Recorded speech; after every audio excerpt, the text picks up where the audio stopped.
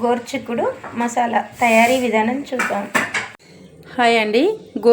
గోరుచిక్కుడు 1/2 kg తీసుకొని మంచిగా కడిగి ఇట్లా చిన్న ముక్కలుగా కట్ చేసుకున్న గోరుచిక్కుడు. ఈ గోరుచిక్కుడుతో మంచి కర్రీ చేసుకుందాం. ఇప్పుడు అందులోకి మసాలా 1 టీ స్పూన్, 1 స్పూను ధనియాలు, 1 స్పూన్ పల్లీలు, 1 స్పూన్ ఎండు కొబ్బరి ముక్కలు, ఈ 3 డ్రై రోస్ట్ చేసుకోవాలి. ఇవన్నీ వేగినాయి కదా, 1 స్పూన్ నువ్వులు,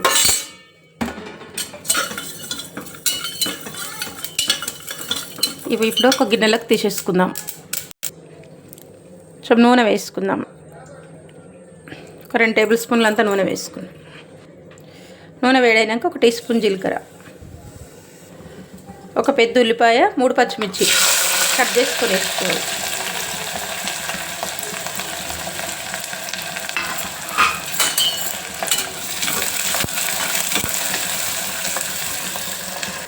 రెండు టమాటాలు ముక్కలుగా కట్ చేసుకుందాం. ఉల్లిపాయ పచ్చిమిర్చి మంచిగా వేగింది కదా, 1 స్పూన్ జింజర్ గార్లిక్ పేస్ట్,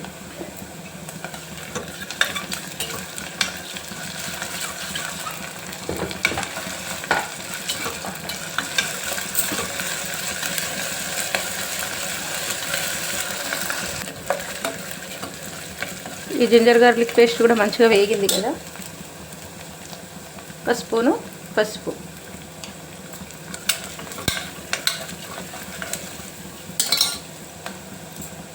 కరివేపాకు రెమ్మలు,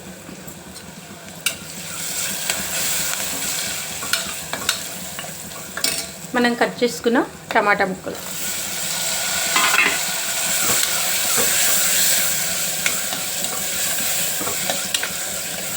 ఈ టమాటా కాస్త మగ్గించుకుందాం. ఈ టమాటా సిమ్లో పెట్టుకొని మగ్గనివ్వాలి. మూత వేసుకొని మనం ఈలోపు ఇవన్నీ మిక్సీ జార్లోకి తీసుకుందాం. ఒక 8 వెల్లుల్లి రెబ్బలు,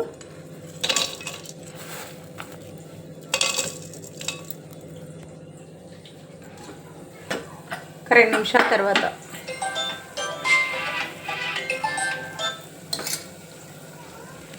ఇప్పుడు మనం మిక్సీకి వేసుకున్న ఈ మసాలా వేసుకుందాం.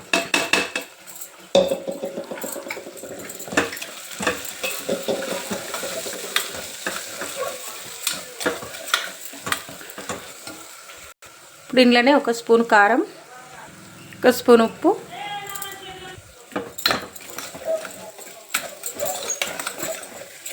మసాలా అంతా మంచిగా నూనెలో వేగింది కదా, ఇప్పుడు మనం కట్ చేసుకున్న ఇట్లా మనం మార్కెట్కి పోయినప్పుడు ఇట్లా లేతగా ఉన్నాయి చూసి తీసుకోవాలండి, అప్పుడే కూర టేస్ట్గా వస్తుంది.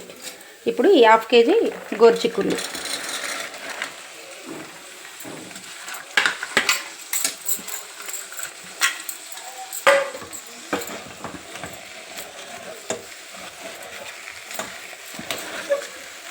ఈ చిన్న మంట మీదనే నూనెలో వేగనిద్దాం ఒక 5 నిమిషాల వరకు.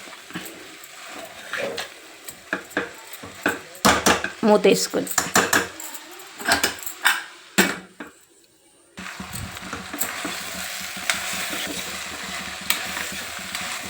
ఇట్లా ఒక 2 నిమిషాలు ఫ్రై చేసుకున్నాం.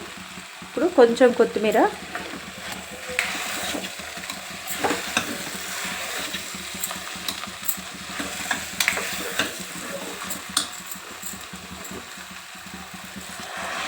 నీళ్ళు వేసుకున్నాం.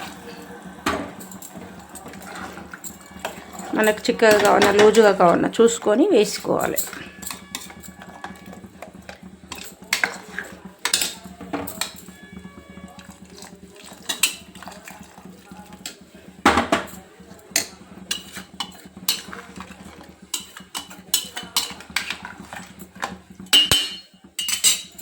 ఇప్పుడు ఒక 3 విజిల్లు రానిద్దాం. 3 విజిల్ల తర్వాత స్టవ్ ఆఫ్ చేసుకుందాం.